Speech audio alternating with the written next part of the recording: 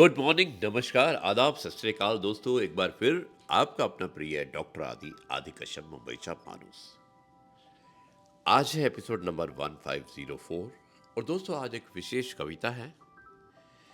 इसे भेजने वाली है परमिंदर कौर। इसकी लेखिका भी परमिंदर कौर है जो कनाडा में रहती हैं और परमिंदर कौर अपनी बेटी के साथ कनाडा में रहती हैं। वो 2 किताबों की लेखिका है, यानी कि 2 किताबों का विमोचन कर चुकी है, जिनमें से उनकी नवीनतम किताब है फिनिक्स द अवेयर, जो कि अमेज़न पर विश्व भर में उपलब्ध है। पूरी दुनिया में आप अमेज़न पे इस किताब को ढूंढ सकते हैं।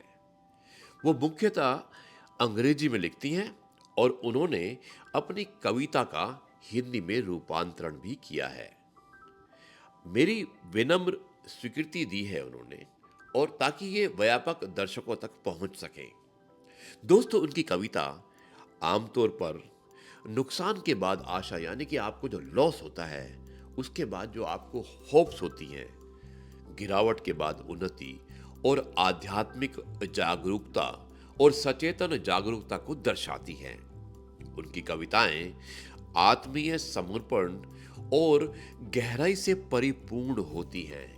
आज की कविता, जिसका शीर्षक है उदासी, काफी कुछ उसमें उन्होंने कहने की चेष्टा की है। मुझे उम्मीद है कि आपको पसंद आएगा। जाइएगा मत, मिलते हैं एक छोटे से ब्रेक के बाद। अनुसरण करता हूं इस कविता का हिंदी में, उदासी। मुझे उम्मीद है कि आप सुनने के बाद अपने विचारों को जरूर रखेंगे मेरे सामने। मिलते हैं एक छोटे से ब्रेक के। उदासी।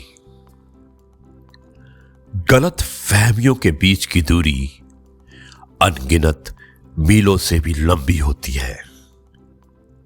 एक अकेला आंसू उन सभी दुखों को समेट करता है जो झुर्रियों भरी मुस्कान और उसमें छुपे हुए रूप में हमेशा रहती है।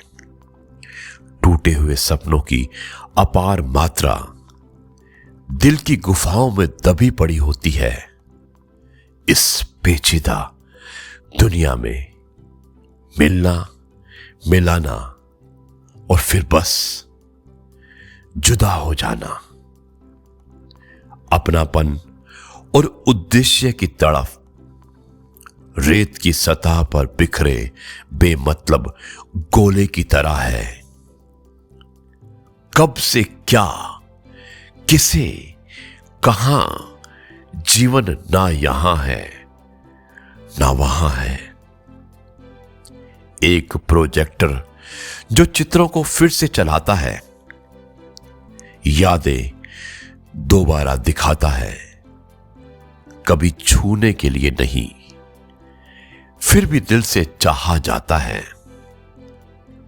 किताबों की एक लाइब्रेरी जिसमें कई अधूरी कहानियां हैं, टूटे वादे, बस एक मुझे माफ कर दो के साथ। पछतावा, अस्वीकृति, उम्मीद, नवीनीकरण, आत्मा की दृढ़ता को फिर से जीवित होते देख हैरान हो जाते हैं। जैसे क्षितिज को छूती हुई उम्मीद से भरी हुई विडंबनापूर्ण महासागर, और फिर भी अपने अतीत की गहराइयों में सड़े हुए चट्टानों को समेटे हुए और सिर्फ समेटे हुए। जी हाँ, कैसी लगी ये कविता उदासी? मुझे उम्मीद है कि आपको कविता पसंद आई होगी, जिसमें कि परमिंदर कौर ने बताने की कोशिश की है कि अकेलापन, अपनेपन का एहसास और उनसे दूर होना कैसा लगता है जब अपने ही लोग आपसे अजनबियों की तरह बात करते हैं। सच में एक उदासी होती है। आप उम्मीद करते हैं पॉजिटिविटी की, लेकिन आपको नजर आती है, आपको मिलती है नेगेटिविटी। उम्मीद करते हैं अपनेपन की और वहाँ पे आपको जुदाई और अकेलेपन का एहसास होता है। अपने अतीत की बातें करते हैं तो आपको सब कुछ अंधेरा नजर आता है, अपने भविष्य में भी आपको कुछ अच्छा नजर नहीं आता है। यही कारण होता है आपकी उदासियों का, लेकिन शायद हमें इनसे जूझना भी आवश्यक होता है। दोस्तों, अपने को अकेलापन महसूस मत कराइएगा। जब भी आपको अकेलापन लगता है, आप एक ऐसे इंसान की तलाश कीजिए जो सच में आपको समझता है, आपकी भावनाओं को समझता है और वो आपका सच्चा हितैषी होने का हकदार होता है। और वो ऐसा इंसान आपको जिंदगी में अवश्य मिलता है। ज़रूरत है आपके पेशेंस की और आपकी पार की नज़रों की। आपको ऐसा इंसान अवश्य मिलेगा।